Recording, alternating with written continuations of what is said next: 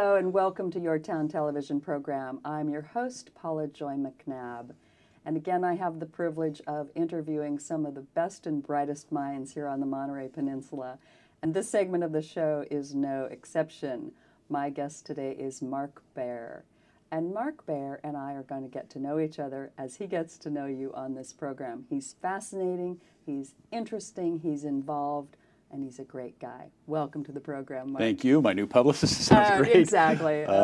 You can send me the check later. So I got to interview you last week. You get to interview me this week.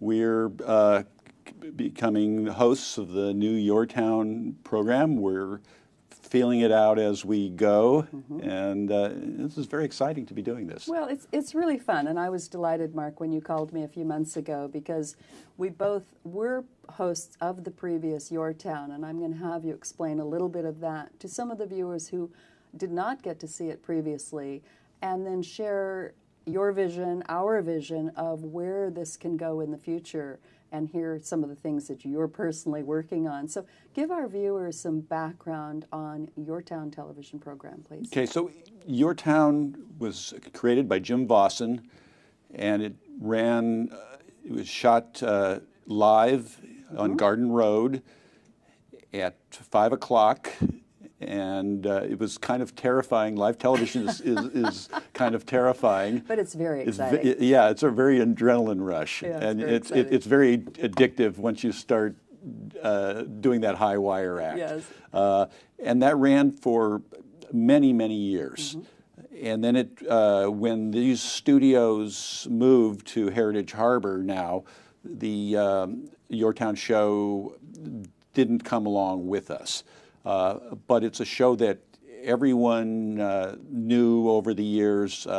Most of the people who were making things happen in government, in nonprofit world, in academics, science, art, had at some point come through the Garden Road doors and at some point been on that show. And so it was a good place to see your neighbors and learn what was happening in the community. And I've been for several years now on the Access Monterey Peninsula board, the AMP board, and our mission is partly to get our word out to the community, to start refining our product, to be a player in the community. And the one thing that we wanted to do now is have a kind of a signature show, and YourTown was it. Right, and one of the things that I've always enjoyed about doing this program is that it provides a platform for topics and individuals and businesses that provide information and services that are valuable to the community. I tell you, Mark, every single time I interview someone, I learn something.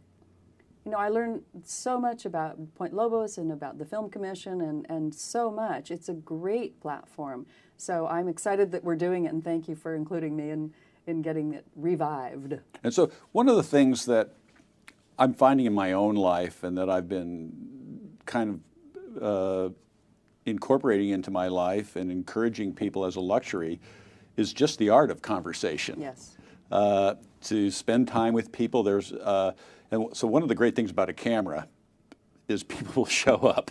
Say, come over, have a cup of coffee, talk to me. Not so much. But I found with the, you put cameras in the equation, and you'll find out things about people that you had no idea, that they'd never tell you otherwise. Right, the camera, you don't want to bore the camera. This is true. But I'm a big fan of Charlie Rose. We all want to, we all admire what he does, and we live in an interesting enough place that we can manage to keep a good conversation every night of the week. Given that we have 16 hosts, right, or that's what we're aspiring to. Right. So tell us more about what the vision is for YourTown in future. We've talked a little bit about one of the things that I see as being very different, and I just had a different segment today speaking about this, was that while it's important that people see it on television, and it's important for AMP that people see it and use it as a as a starting place to watch the rest of their evening for a program that we're developing on AMP2, is the YourTown.tv website, so that everything that we see can be stored, that then later guests can push out to their audience to make so it doesn't, they don't have to watch it at 5 o'clock on a Tuesday night. Well, I think this is a trend, Mark, that I see in television watching, and even how we get our information and our entertainment. And I find myself doing it too, which is kind of, I don't like the term binge watching, but it's the ability to, because of pre-recorded, and this is what you're talking about, is digital and pre-recordings, we can get our information when we want it. So if I want to sit and watch a couple episodes of Your Town, I don't have to go, oh my gosh, I'm going to miss it because I have a dental appointment at 5 o'clock.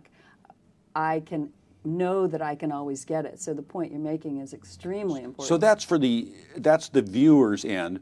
Also, the pragmatic component of this is we require underwriting for a show like this. This is, the underwriting hasn't come in yet, but many of the hosts are representing organizations that will underwrite their the production costs for this.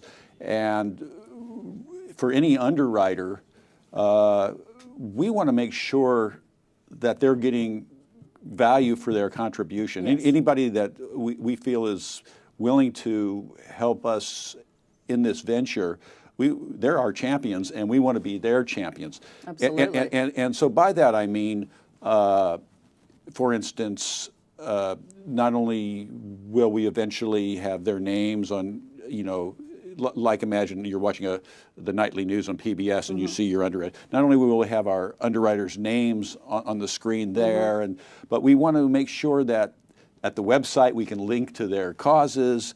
The website we can link to who they are, what they do, promote them, shout out to them, appreciate them, because they're making this possible. So and that's the kind of thing that a website can do with more space and more time than we can actually do as on the on-air part of this. Right. So that's a little different thought to this. And that's a growing and evolving piece of this that's being developed and will only expand and only get better in future. Okay, so what we were just also saying, what else is different that we're looking at is, for instance, you just had an interesting conversation about the Film Commission.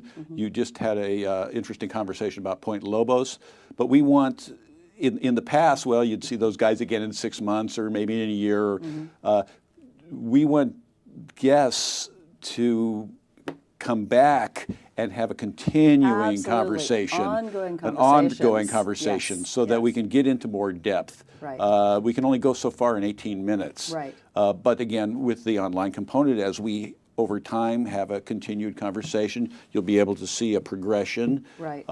And more interaction between the guest and the host, and a deeper commitment. Right. Well, and it becomes an exciting place for information, because if you're interested in a particular topic, whether it's film or whether it's nature conservancy, you know that if you come back to your town, you will get that information and you have access to it. So this part of the concept is very dynamic and fresh. It's about how do you create an interesting salon. Yes, exactly. Exactly. In other words, we want good conversation. We're going to have a variety of hosts. We're going to have, we're both agreed that we are looking for a certain quality here, that we can have a very diverse conversation, but we want the essential quality of it to be of a level that's worth being in people's living room. Absolutely, very high. And I like the fact, and you and I are both very interested in conversations, and I like that you use the word salon. And it's something that, how would you define that, Mark? Because I know how I define a salon. How would you define that? Well, let's just look at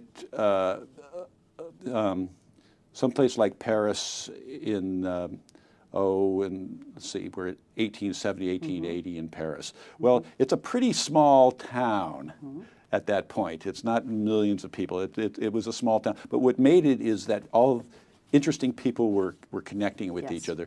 A town happens and things happen and ideas happen when there's connectivity. Yes. So when the best minds can come together and meet each other and see each other and have contact with each other, and if they have a contact with each other, they know that they connect with each other later on.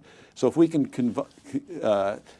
have that, even though it's with cameras here, right. But we are having these conversations about our town, of people with various backgrounds and various passions, and sharing those passions. And we live in a place that's small enough that if you see somebody interesting, you can actually go to that website. Well, that's not there. That's, oh, you said that. I'm really interested in that. Right.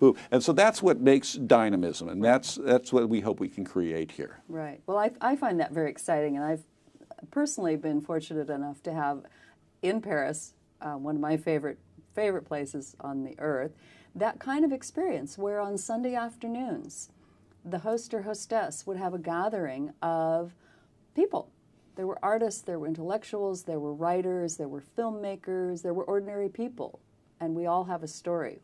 And we would gather in this one home in La Marais and talk about things. We would have conversations. So it's delightful that we are. It's the last thing any of us can afford anymore. Well, this is true. This is true. Why cheat yourself? You must have luxury in life, and again, when this is the last one we may all be able to afford. Well, I certainly hope it's not. But tell us about your other project, which you call Conversations and Collaborations. Okay, so I am a. So switch your hat for a moment here, because I think you're fascinating, and I want people to get to know my you. background. I spent my formative years in Los Angeles. I was a screenwriter and a screen doctor, and worked in various things. I worked in the fashion business. I was a magazine writer. So I was in that was my world. Right. And then got out of that, and I've been living here for the last 12 years. And over that time, I've kind of shifted my. Part of what I did is I was executive director at the Museum of Monterey, which gave me a different kind of idea of what was entertaining. So in other words, instead of for me writing a book or writing a screenplay, thinking in those terms, the museum environment, I thought, okay, you'll never have a budget, but you have to create something interesting, and what can you do? And that brought to mind a different kind of entertainment to me.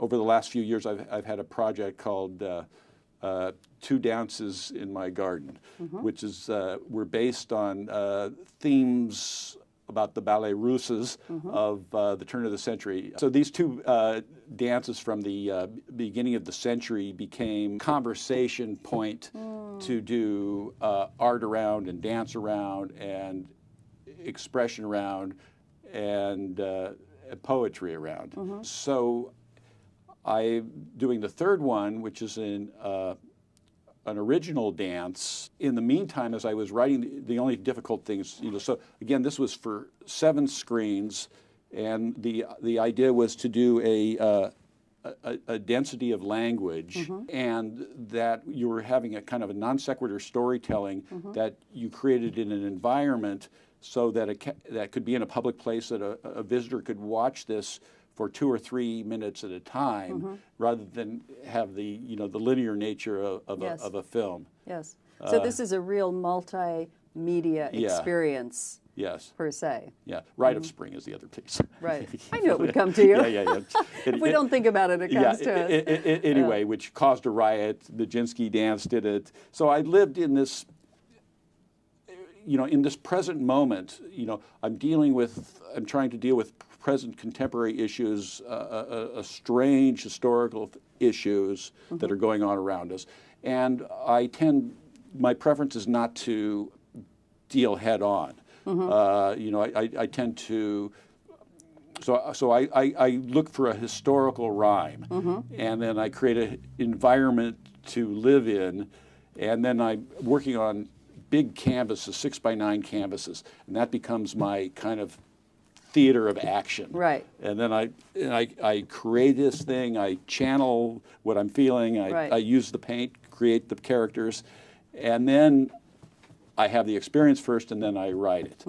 So I did these first two pieces, which took me a long time, obviously, because 7 screens is like making 7 movies. Right.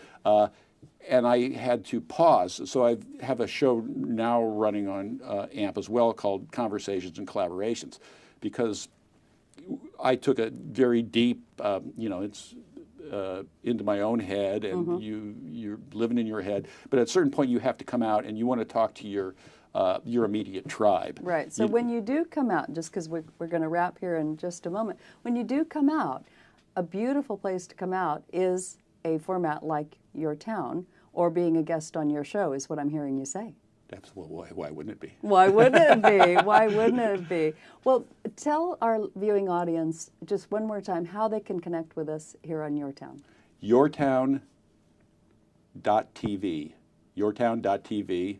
You can find me at markdavidbaer.com, and